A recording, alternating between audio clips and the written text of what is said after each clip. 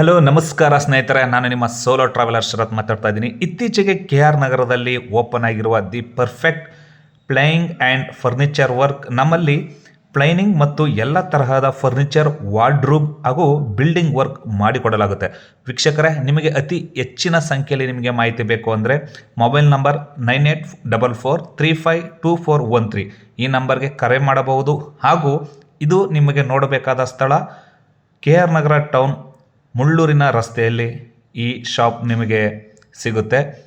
ಬಡವರಿಗೆ ಅಂತಲೇ ಓಪನ್ ಆಗಿರುವ ನೂತನ ಶಾಖೆ ಇದು ಅಂತಲೂ ಕೂಡ ಹೇಳ್ಬೋದು.